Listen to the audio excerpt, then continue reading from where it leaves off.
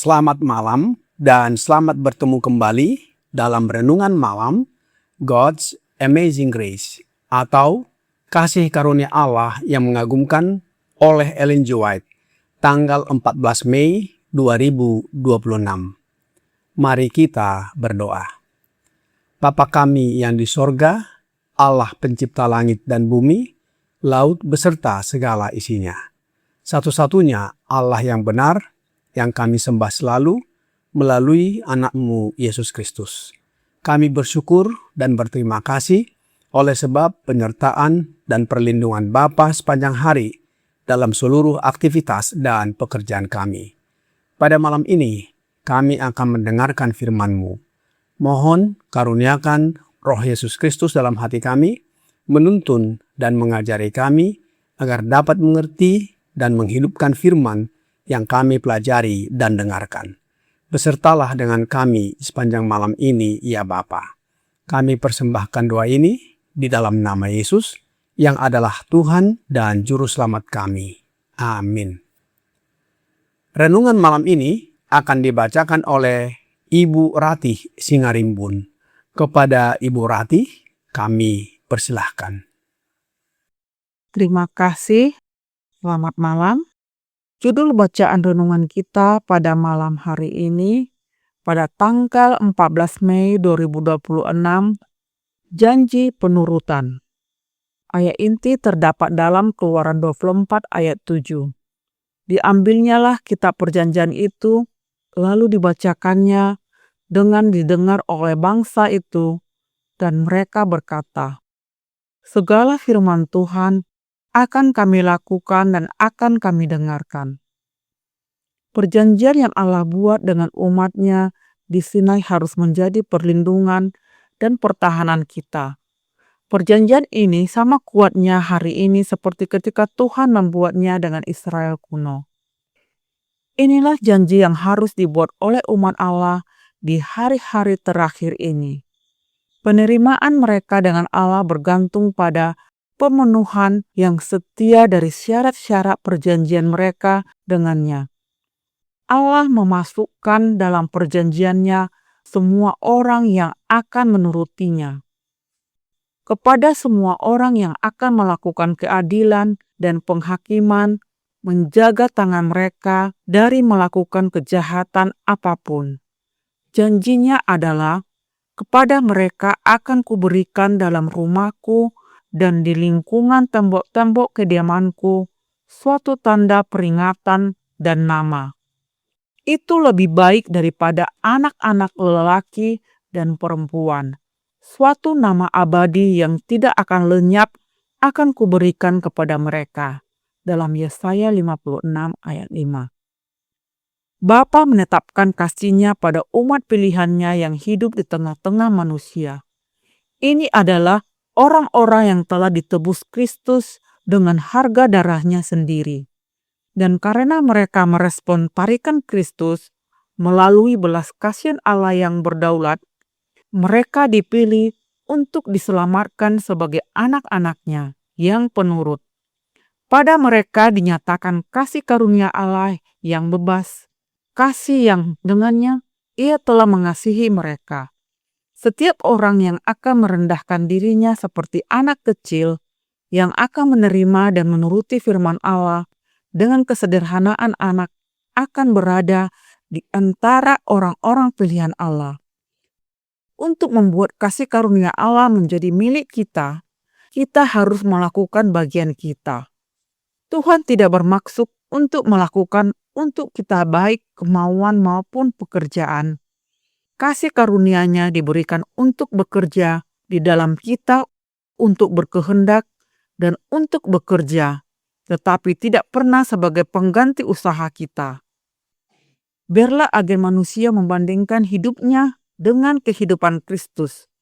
biarlah ia meniru teladan Dia yang menjalani hukum Yehova, yang berkata, "Aku menuruti perintah Bapakku." Mereka yang mengikuti Kristus akan terus-menerus melihat ke dalam hukum kebebasan yang sempurna. Dan melalui kasih karunia yang diberikan kepada mereka oleh Kristus, akan membentuk karakter sesuai dengan persyaratan ilahi. Demikianlah bacaan renungan malam kita pada malam hari ini.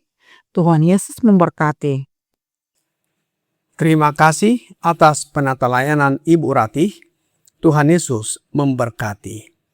Saudara-saudari dalam Yesus Kristus, bangsa Israel membuat janji penurutan kepada Tuhan dalam huruf besar adalah Allah Bapa untuk mendengarkan dan melakukan firman-Nya. Sebagaimana ayat inti renungan malam ini di dalam Keluaran 24 ayat 7. Janji ini bukan hanya untuk bangsa Israel zaman dahulu, tetapi juga menjadi panggilan bagi umat Allah saat ini. Allah menginginkan umat yang menurut, setia, dan hidup sesuai kehendak-Nya. Allah tetap setia pada janjinya. Dunia boleh berubah, tetapi standar Allah tetap sama. Alkitab di dalam Ibrani 13 ayat 8 berkata, Yesus Kristus tetap sama baik kemarin maupun hari ini dan sampai selama-lamanya. Allah memberikan janji yang indah kepada orang yang menurut kepadanya melalui Yesus Kristus. Penurutan bukan sekedar kewajiban, tetapi jalan menuju hubungan yang lebih dekat dengan Allah dan menerima berkat kekal darinya. Nabi Yesaya di dalam Yesaya 56 ayat 5 berkata, "Kepada mereka akan kuberikan dalam rumahku dan di lingkungan tembok-tembok kediamanku suatu tanda peringatan dan nama. Itu lebih baik daripada anak-anak lelaki dan perempuan. Suatu nama abadi yang tidak akan lenyap akan kuberikan kepada mereka." Kita tidak diselamatkan karena usaha sendiri, tetapi oleh kasih karunia Allah melalui Yesus Kristus. Namun, kasih karunia itu menghasilkan kehidupan yang berubah dan hati yang mau menurut kepada Allah. Oleh sebab kasih karunia kamu diselamatkan oleh iman, itu bukan hasil usahamu, tetapi pemberian Allah. Efesus 2 ayat 8. Rasul Yohanes di dalam Yohanes 15 ayat 16 berkata, "Bukan kamu yang memilih aku, tetapi akulah yang memilih kamu. Dan aku telah menetapkan kamu supaya kamu pergi dan menghasilkan buah, dan buahmu itu tetap. Supaya apa yang kamu minta kepada Bapa dalam namaku, diberikannya kepadamu."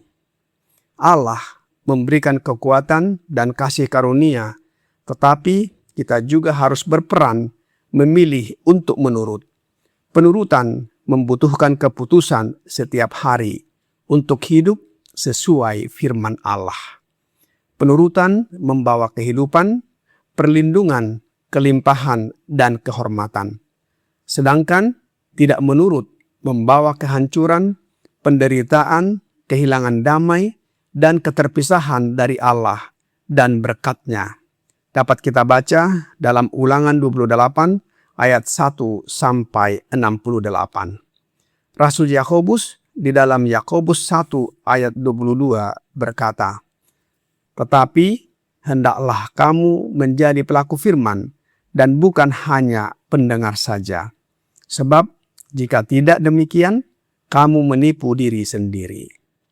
Yesus menunjukkan penurutan yang sempurna kepada perintah Bapanya. Demikian juga dengan kita. Kita tinggal di dalam kasih-Nya. Walaupun menghadapi penderitaan, Yesus tetap menurut kepada Bapa. Sebagai pengikut Yesus, kita dipanggil untuk hidup sama seperti Dia hidup. Penurutan adalah bukti kasih kita kepada Allah oleh iman di dalam Yesus Kristus. Inilah ciri-ciri umat Allah yang sisa di akhir zaman ini yang menuruti perintah Allah dan iman kepada Yesus. Sebagaimana di dalam Wahyu 14 ayat 12. Umat yang sisa wajib hidup sebagaimana Yesus hidup. Rasul Yohanes di dalam 1 Yohanes 2 ayat 6 berkata, "Barang siapa mengatakan bahwa ia ada di dalam Dia, ia wajib hidup sama seperti Kristus telah hidup." Saudara-saudari dalam Yesus Kristus, Yesus mengajarkan bahwa orang Kristen harus murni dalam hati dan kehidupan.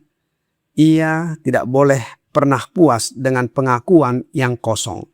Sebagaimana Allah dan Yesus Kristus kudus dalam lingkupnya, demikian pula manusia yang telah jatuh melalui iman kepada Kristus harus kudus dalam lingkupnya. Kiranya pekabaran malam ini membawa pembaharuan dan sukacita bagi kita. Tuhan Yesus memberkati. Mari kita berdoa. Bapa kami yang di sorga, terima kasih atas firman-Mu yang sudah kami dengarkan malam ini. Tolonglah kami agar setia pada janji kami menuruti segala firman-Mu. Oleh sebab itu ya Bapa, curahkanlah roh anak-Mu Yesus Kristus dalam hati kami, sehingga kami dimampukan untuk menurut hukum-Mu dan hidup sesuai dengan kehendak-Mu. Sucikanlah hidup dan karakter kami, agar semakin hari semakin serupa dengan hidup dan karakter Yesus. Bila mana Yesus datang kembali, kami siap menyambutnya dan diangkat masuk ke dalam kerajaan sorga. Kami serahkan hidup kami ke dalam tangan-Mu sepanjang malam ini, ya Bapa. Mohon ampuni kami atas segala dosa dan pelanggaran yang kami lakukan. Kami persembahkan doa ini di dalam nama Yesus Kristus yang adalah Tuhan dan Juru Selamat kami. Amin.